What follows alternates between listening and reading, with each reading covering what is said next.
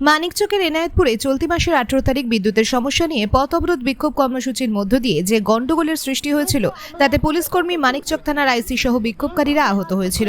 আর এই ঘটনার পর এনায়েতপুর এলাকা জুড়ে আতঙ্ক নেমে এসেছে। ঘটনায় মানিকচক থানার পুলিশ বেশ কিছু বিক্ষোভকারীকে গ্রেফতার করেছে ইতিমধ্যে। এলাকাবাসীদের অভিযোগ, অনেক নির্দোষ ব্যক্তিও ঘটনায় গ্রেফতার হয়েছে। এলাকায় শান্তি শৃঙ্খলা রাতে এবং সরকারের প্রতি মানুষের ভরসা ফেরাতে এনায়েতপুরের বিভিন্ন এলাকায় সভা করলেন মানিকচক বিধানসভার বিধায়িকা সাবিত্রী মিত্র। মানিকচক বিধানসভার বিধায়িকা ছাড়াও এদিনের কর্মসূচিতে উপস্থিত ছিলেন মালদা জেলা যুব তৃণমূল কংগ্রেসের সভাপতি বিশ্বজিৎ মণ্ডল, মানিকচক ব্লক তৃণমূল কংগ্রেস সভাপতি ডক্টর মাহফুজুর রহমান সহ অন্যান্য বিশিষ্ট ব্যক্তিরা। এই সভার মধ্যে দিয়ে এলাকায় শান্তি শৃঙ্খলা বজায় রাখার বার্তা তুলে ধরেন বিধায়িকা। পাশাপাশি এদিন সাবিত্রী মিত্র জানান, কংগ্রেস চক্রান্ত করে সমস্ত সাধারণ মানুষকে উস্কে এই ধরনের ঘটনা ঘটিয়েছে, যেটা কখনো কাম্য না। রাজ্যের মুখ্যমন্ত্রী মমতা বন্দ্যোপাধ্যায় মানিকচকের বিদ্যুৎ সমস্যা নিয়ে ইতিমধ্যেই 1,32 কেজির পাওয়ার হাউস তৈরি করেছে, যার কাজ ইতিমধ্যেই সম্পূর্ণ হবে কিছুদিনের মধ্যে। এর মধ্যে কিছু রাজনৈতিক দল ফায়দা লোটার জন্য এই ধরনের ঘটনা ঘটাচ্ছে। তিনি মানুষকে বাড়িতে থাকার বার্তা দেন এই দিন।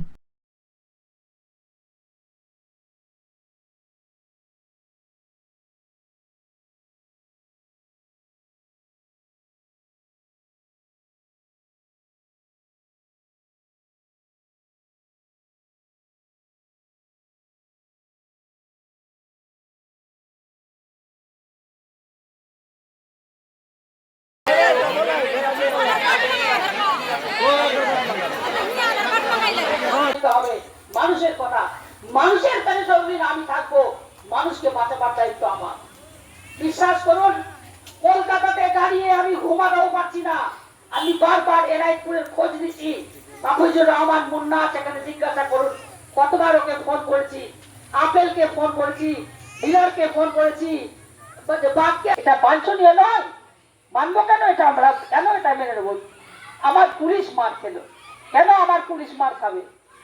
সেটাও তো একটা ঠিক। একটা আইসি এলো আপনাদেরকে অবরোধের কাছে আসতে, উনার কাজ। আমি যদি মিল্কি থেকে আসি আর যদি কিছু রাস্তায় লোক অবরোধ করে, তাহলে ওরা বলবে এটা একটা মানে কংগ্রেস, এটা একটা কোনো একটা হোয়াটসঅ্যাপ গ্রুপ থেকে কিছু মানুষকে উঠতে পেটে ওরা আগে থেকেই ওরা এটা সেটেল করে যাবে।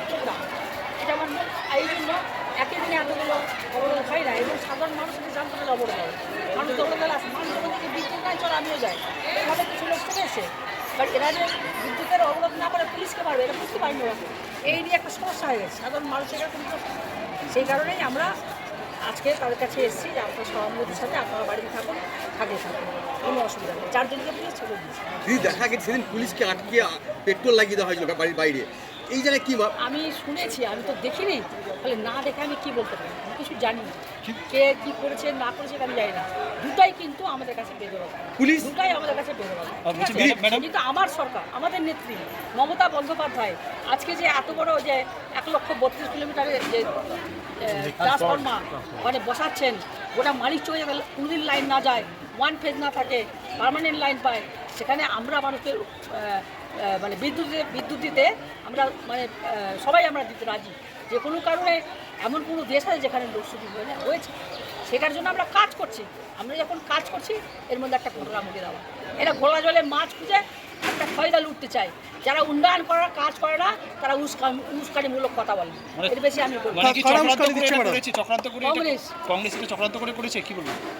কংগ্রেস আছে, এর সঙ্গে বিজেপিও আছে। দিদি কদিন আগে সোশ্যাল মিডিয়া প্রশাসনের কাজ তুমি যেভাবে কোশ্চেন করছো, পুলিশ প্রশাসন সারাদিন কাজে ব্যস্ত। আজকে গাজলে একটা ব্যাংক ডাকাতি হয়েছে, সেখানে 7 জনকে ধরেছে।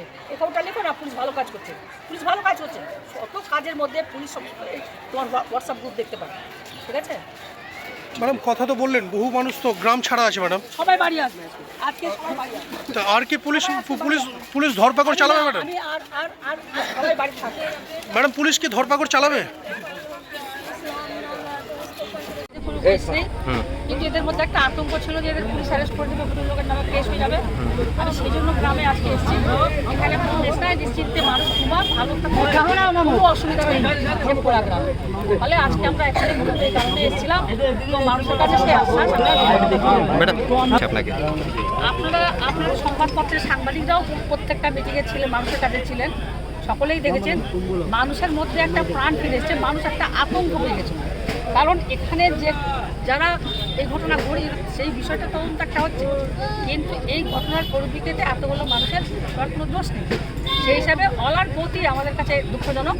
সেই জন্য আমরা এই ঘটনাটাকে নিয়ে আমরা কিছু না করে আমরা সবাই শান্তিতে আছি, আর সবার সঙ্গে আমরা আছি থাকি।